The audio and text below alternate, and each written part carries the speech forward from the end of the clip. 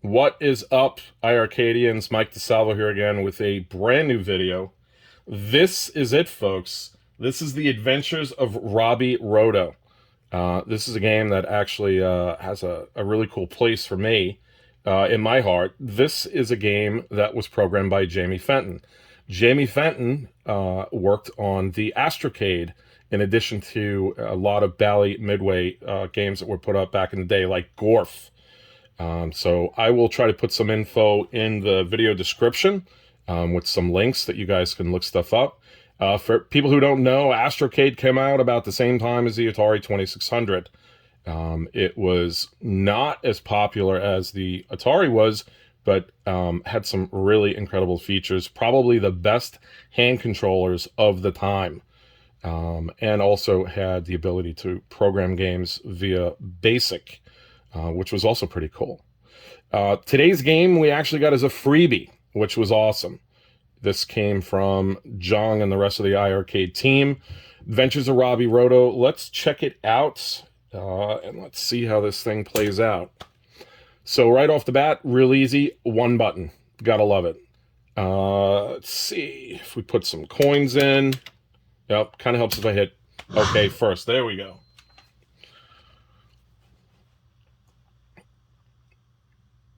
I'm just going to dig the startup screen here. So as somebody who has been a fan of the Astrocade for a number of years, to see this game actually play out, a lot of this stuff is the same kind of thing that we would see on the Astrocade console itself. So being able to play Robby Roto here on the iiRcade is actually pretty cool. Look at that. Some guy's got a high score already. Beat number 3, which is actually Jamie's high score that she probably programmed into the game back in the day. All right, let's check this thing out. We'll throw in some quarters here. The sound on this game is amazing. You'll hear a lot of sounds here that sound very familiar. They sound like the sounds from another awesome game called Wizard of War. The instructions here are pretty basic.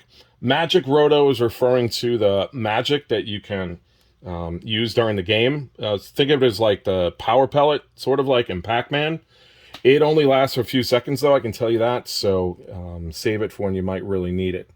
Other than that, you pretty much just, you're apparently going into a mine and saving miners. That's miners, not miners. Okay, people probably are going to get that reference. We'll see if anybody actually does. But anyway, let's give this thing a whirl, and let's just see how this thing is. Very much like Wizard of War. Now, one thing I did find, finding your way through the maze in this is not always that easy. Basically, what you're going to do is you're going to try to pick up those are the miners, the guys with the smiley face. And basically, they follow you. It's like a conga line in the arcade. That, I guess, is treasure? No idea what that is, but I'm going to leave. So I just saved 3 guys. So very much like Wizard of War, the more guys you save, the next level, everything, the scores basically increase. It's like a multiplier.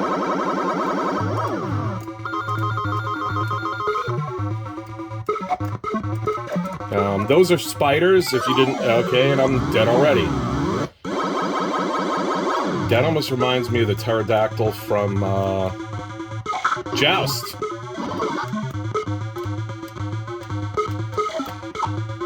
Come on, come on. So that's another thing that can happen.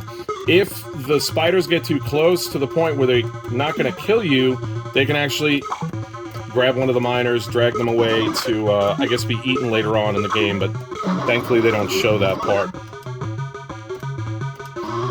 Okay, so I'm not doing too hot this time around, but let's see where I can get to. And I'm already dead again. Fun fact, a lot of people are like, oh, this is like Dig Dug. Well, Robby Roto actually came out a year before, so really it's kind of the other way around.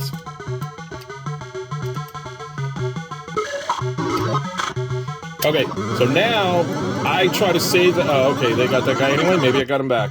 Gotta get him back. Oh, I saved him. Excellent. I try to save that magic to like the last second. And and see if it gets me out of the maze, which I guess it did. And I gotta tell you, that sound blasting in your face like that, I just live for that stuff. Okay, so here's one thing I did notice. It's a little hard to see where the maze actually is. So it's not like freeform like Dig Dug. There's actually a maze here that you have to figure out your way through. The little arrows kind of help out. They're supposed to show you like what directions are available. But it's not always that easy. Oh, I'm dead.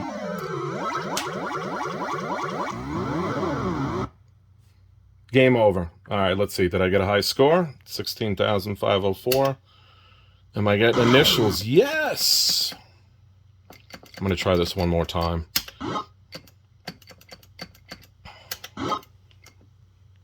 Kind of helps if I can spell.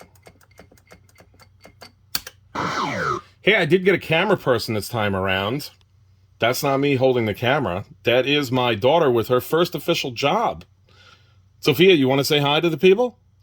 Nope. Okay. Let's try this one more time. Let's see if I can do any better.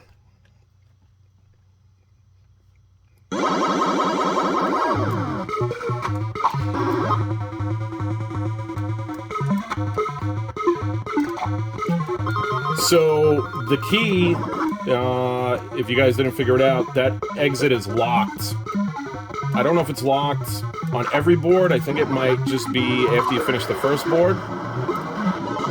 Alright, see, they stole one of the poor miners. You can see he's not too happy.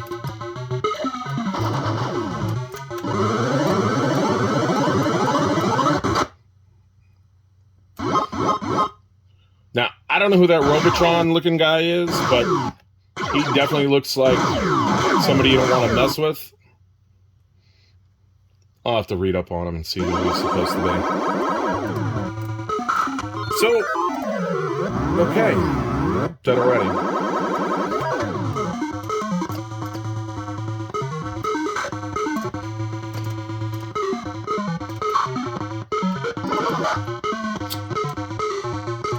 So, another interesting bit on this game, this is not the original intended release of the game.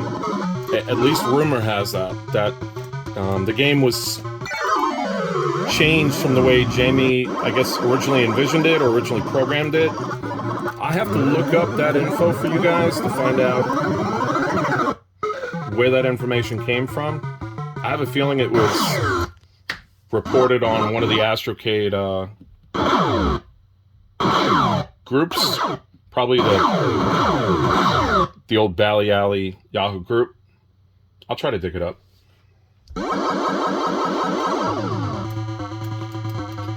You do get an extra, what they call a digging machine. I thought it was, you know, the extra Robby himself, but calls it a digging machine. I don't know if I can get there. I'll try to see if I can score high enough to get one.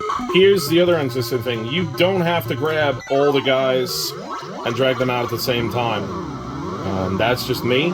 So you can, I'll show you one more time. You can actually just drag out one guy at a time and then basically go back into the maze.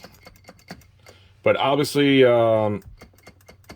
that Terminator looking dude is on a timer and gets dropped off at some point. He tends to come after you, I guess, a little more robust than the other dudes do.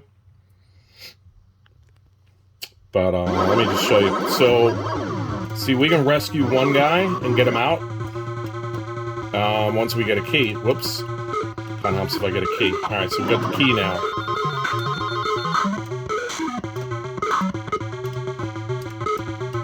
So I know one thing people are going to ask, is it easy to control? I will be honest and tell you it's a little bit of a learning curve. This is probably a 4-way joystick in the arcade. It is not a 4-way joystick, obviously, here. But it's playable. It's fun. So now I've gotten two guys, and if you notice, it kicks you back right? So that you can come back in and try to get the last miner out of the maze. So you can try that too. Me, I kind of like the conga line. I thought that was pretty neat.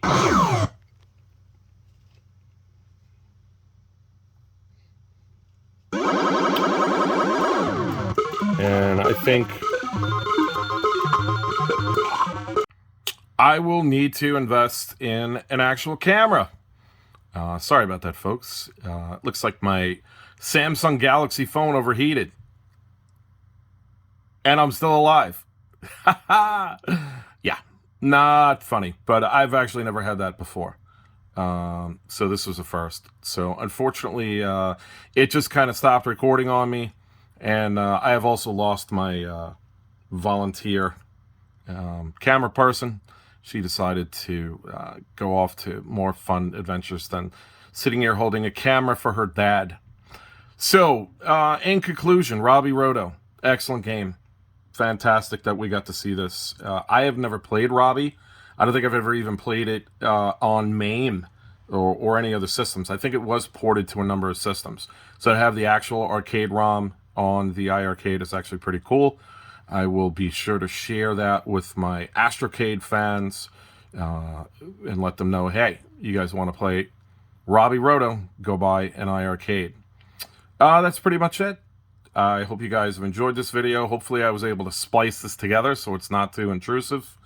And until the next awesome game, and I know we have a lot of cool stuff coming out, this is Mike the Gamer Guy, signing off. Enjoy, iiRcadians. Bye-bye.